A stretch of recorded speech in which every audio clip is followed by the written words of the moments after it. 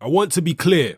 I am leaving because my body can no longer put up with the rigors of the sport, and therefore my desire to fight is no longer there. If I cannot give my family, my team, and the fans everything that I have, then I should no longer be fighting. People see what I do fight night. They see under the lights, but they don't see the toil. They don't see the grind. They don't see just the pain, the physical pain that you go through, not just in the fights, but to prepare and to get ready for those battles.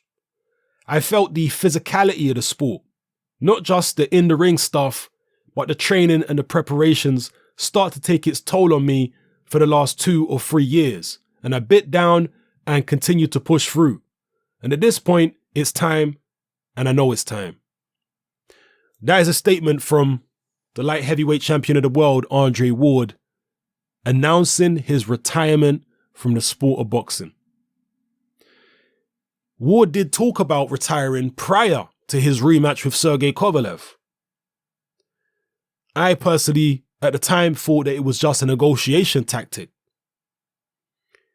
But perhaps there was some reality to what he was saying. Maybe it was a bit of a negotiation tactic, but at the same time, he was thinking about retiring too. He ultimately went ahead and took the fight, as we all know, and won it. As good as that performance was against Kovalev in the rematch, I had the impression that Andre Ward was forcing his work in that fight. He was better in the rematch than he was in the first fight, but I just felt like he was forcing everything. He was really gritting his teeth, even in that fight, just to get that victory. So when he says that his body can't go through the rigors anymore, I don't just think it's his body. I'm sure that his body has had a lot of injuries and suffered and whatnot. But at the same time, I think psychologically, Andre Ward is a bit fed up with the sport. I will actually go as far as saying that Andre Ward is an overachiever. The reason I say that is he's not the most athletically gifted fighter you've ever seen. He's got a decent amount of athleticism, but he's definitely no Roy Jones, but there's fighters at light heavyweight who are more athletically gifted than he is. Chad Dawson, for my money, was more athletically gifted. Marcus Brown, one of the contenders at the moment for me, is more athletically gifted than Andre Ward. Even guys like Alexander Vodcek, I would say, is more athletically gifted than Ward. So he wasn't the most athletically gifted guy. And we know that he's not really a puncher. He got by on tactics, an excellent boxing brain, and absolutely immaculate technique. His technique had to be immaculate to make up for the fact that he's not the fastest guy at light heavyweight, and he's certainly not the biggest puncher at light heavyweight, and nor was he at super middleweight. So immaculate technique, great tactics, and a hell of a lot of hard work. The less talented you are in terms of physical ability, punching power, speed, so on and so forth, the less talented, the harder you got to work a lot of the time. So I just think mentally and physically, it's all taking its toll on Andre Ward. And Ward was never an entertaining fighter. I mean, look, some of you may have found Andre Ward entertaining, and that's cool. I'm not dissing him here. I'm just giving my take on why I think he might be mentally tired of the game as well as physically. So he put in all this work. He had issues with promoters. Ward never blew up and never became a star in boxing. He made some nice money from the last 2 Sergey Kovalev fights, and you have to bear that in mind. He made more money from those 2 fights than I believe he made in any other fights in his entire career, and that was with Rock Nation. So that might be something, a motivating factor for him to retire on, because of the fact he's received these 2 big lump sums in his last 2 fights. We saw what happened with Marcus Maidana after a long, hard career. As soon as he got those 2 big paychecks off Mayweather, he sailed off into the sunset. But going back to the point I was about to make, Ward, because of the fact that he's never been an entertaining fighter, has never really received that much love or adulation from the fans.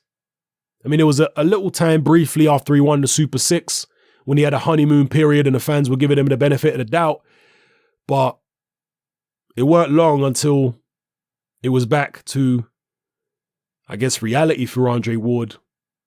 And the reality is, most fans just don't take to him for whatever reason. I think a lot of the criticism of Ward over the years has been extremely unfair and a lot of very biased people against Ward. But at the same time, a lot of the criticism, at least some of the criticism, was fair. You know, most people don't find Andre Ward's style particularly entertaining. And that must get to Andre Ward over the years because he's trying his best. Every time he goes in the ring, he is trying hard to win fights. He can't go in there slugging and all that kind of stuff. There's plenty of fighters out there that hit a lot harder than him. So he has to keep it tactical. He has to keep it boring a lot of the time or ugly sometimes. He has to. That's the only way that he has to win. He's going in there with a puncher like Sergey Kovalev. What, you think he's going to box pretty? That wouldn't work. He'd get himself beat boxing pretty. Same against Carl Froch.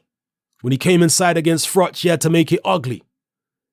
That's the only way he was going to win.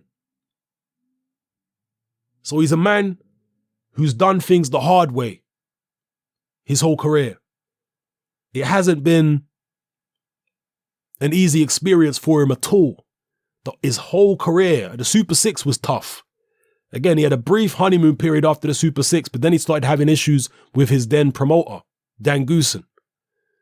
And after that, he came back, had a few fights, moved up to light heavyweight, and it was tough again. The controversy with the two Kovalev fights, especially the first fight, I just get the impression that he's got a big check now. He's physically and mentally fatigued. And he just thinks, you know what, let me just settle down with my family. We've got enough money. I don't want to be greedy. I can still have a job as a commentator, an announcer, a boxing pundit. To top up the extra money, get a bit of extra dough, it's all good. Maybe that's what he's thinking. So it's time now to start looking at Andre Ward's legacy. Is he an all-time great? Absolutely, 100%. Definitely an all-time great. Will he come back? Maybe, because he's got these light heavyweight belts. Or he had these light heavyweight belts. I guess he's relinquished them now. The WBO, the WBA, and the IBF. Those belts would have come with mandatory obligations. And you could say, well, why don't he just vacate the belts and not retire? Because that would come with a stigma. If he vacates the belts and stays in the light heavyweight division, people are going to say, oh, well, he must be ducking Beterbiev or this guy or that guy. So if he has a mind on coming back at some stage, he's thinking, I need some time off and I only want to come back for the big money fights. I don't want to come back for just mandatory defenses and all this kind of stuff. I've been there and done all that kind of thing. I want to come back for big money fights if I'm coming back at all. Anyway, just some musings there for you people. My musings on Andre Ward and what this retirement really means, why he's retired, if he's going to stay retired. I don't know. Maybe he will. In a way, I hope he does stay retired. And that's not to diss Andre Ward. I hope he does stay retired for the fact that so many fighters come back and ruin their legacy by coming back. So many fighters come back and risk their health and damage their health by coming back. To be one of the few fighters who goes out on top is a good thing as far as I'm concerned. At the end of the day, I remember when Lennox Lewis retired and people were screaming and crying about the Vitaly Klitschko rematch not happening. There was a documentary made about Lennox Lewis shortly after he was awarded the WBC heavyweight title, thrown in the bin by Riddick Bowe after he knocked out Razor Ruddock in 2 rounds in a final eliminator. There was a documentary, I think it was it Lennox Lewis, I'm British and I'm Bad? Was it that documentary? I can't remember. I think it was a BBC documentary.